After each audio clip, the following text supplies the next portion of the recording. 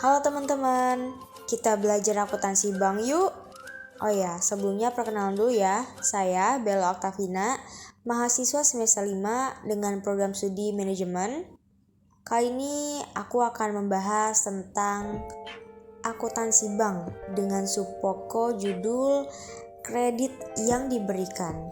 Nah, sebenarnya kredit itu apa sih? Oke, tanpa lama-lama lagi, ayo kita bahas bareng-bareng ya. Kredit adalah penyediaan uang atau tagihan yang dapat dipersamakan berdasarkan persetujuan atau kesepakatan pinjam-meminjam antara bank dan pihak lain yang mewajibkan pihak peminjam untuk melunasi utangnya setelah jangka waktu tertentu dengan pemberian bunga.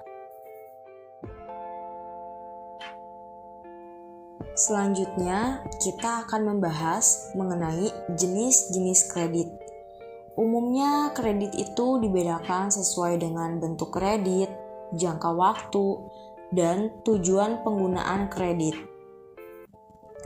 Jenis kredit menurut bentuknya dibagi menjadi dua. Yang pertama, kredit rekening koran. Kredit rekening koran adalah kredit yang secara langsung akan dimasukkan ke dalam rekening giro nasabah. Kredit ini tergolong dalam kredit jangka pendek, yaitu paling lama 1 tahun. Dalam kredit rekening koran, bank memberikan plafon kredit tertentu sesuai perjanjian. Pembayaran pokok kredit rekening koran dilakukan pada saat jatuh tempo, sementara pembayaran bunga dilakukan setiap akhir bulan dengan perhitungan sesuai dengan saldo kredit atau jumlah kredit yang telah dicairkan. Yang kedua ada installment loan. Installment loan merupakan kredit dengan angsuran teratur yang dilakukan sesuai dengan jadwal angsuran yang telah ditetapkan dalam perjanjian kredit. Jumlah angsuran tetap selama masa kredit, kecuali jika dalam perjanjian kredit ditentukan bunga mengambang. Pembayarannya dilakukan secara teratur, yaitu setiap bulan, setiap triwulan, atau setiap semester, tergantung pada perjanjian kredit. Pembayaran pokok maupun bunga dilakukan secara teratur sesuai tanggal yang sudah diperjanjikan. Selanjutnya, jenis kredit menurut jangka waktunya dibedakan menjadi 3. Yang pertama, kredit jangka pendek. Kredit jangka pendek adalah kredit yang diberikan dengan masa kredit maksimum selama 1 tahun. Kredit jangka pendek pada umumnya diberikan untuk kredit modal kerja dan kredit rekening koran. Yang kedua, kredit jangka menengah. Kredit jangka menengah ini waktunya antara 1 sampai 3 tahun. Kredit ini biasanya diberikan untuk kredit investasi yang nilai kreditnya tidak terlalu besar dan juga diberikan untuk kredit konsumsi. Dan yang ketiga, kredit jangka panjang. Kredit jangka panjang ini diberikan oleh bank dengan jangka waktu lebih dari 3 tahun. Kredit ini diberikan pada umumnya untuk KPR dan kredit investasi. Dan jenis kredit yang terakhir yaitu jenis kredit dengan tujuan penggunaannya. Ini dibedakan menjadi 3. Yang pertama ada kredit investasi yang diberikan dengan tujuan untuk mengadakan barang-barang modal atau dalam rangka investasi perusahaan. Misalnya kredit untuk membangun proyek, membeli mesin, membeli alat angkutan, dan kredit untuk membeli aktiva tetap. Kredit investasi pada umumnya diberikan dalam jumlah yang besar dan dalam jangka yang panjang, yaitu jangka waktunya lebih dari 3 tahun. Bank dapat memberikan grace period pada kredit investasi, yaitu masa tenggang yang diberikan oleh bank kepada debitur untuk tidak membayar tagihan pokok atau bunga. Lalu yang kedua, kredit modal kerja. Kredit modal kerja diberikan oleh bank dalam rangka memberikan kebutuhan modal kerja perusahaan.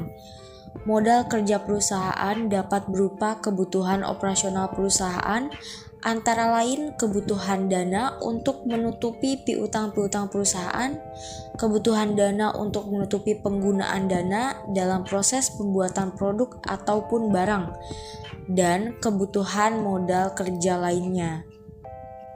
Bunga yang diberikan kepada nasabah adalah sesuai dengan saldo kredit dikalikan dengan jangka waktu pengendapan pinjaman tersebut.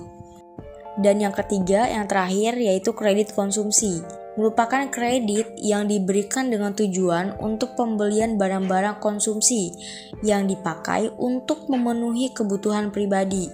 Misalnya kredit pemilikan rumah atau KPR, kredit untuk pembelian kendaraan bermotor, dan kredit untuk pembelian barang-barang konsumsi lainnya.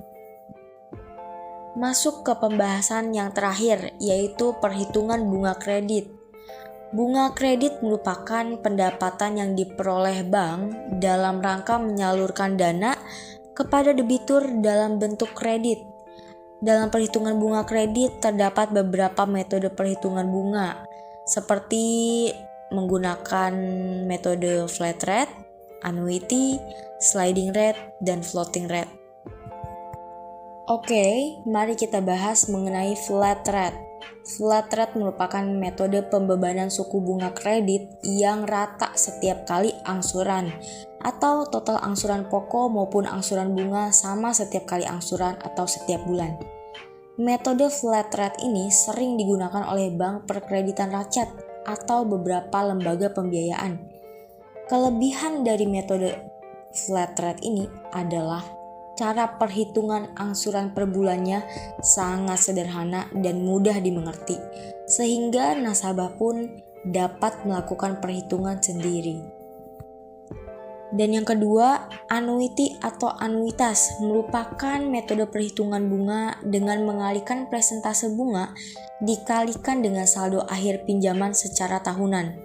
Kemudian angsuran per bulan dihitung dengan membagi angsuran tahunan dibagi menjadi 12. Dalam metode annuity ini, total angsuran per tahun akan sama, sementara angsuran pokok dan angsuran bunga akan berubah. Angsuran pokok akan meningkat setiap tahun dan angsuran bunga akan menurun karena bunga dihitung dari saldo akhir kredit. Yang ketiga, sliding rate merupakan perhitungan bunga kredit dengan total angsuran yang akan menurun setiap kali angsuran.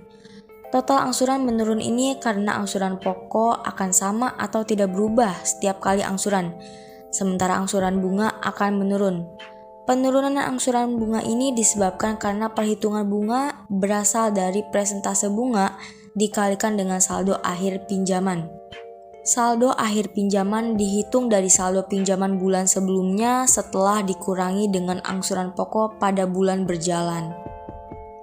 Dan yang keempat, yang terakhir, yaitu floating rate. Metode floating rate ini merupakan kebijakan bunga yang dilakukan oleh bank dengan model bunga mengambang.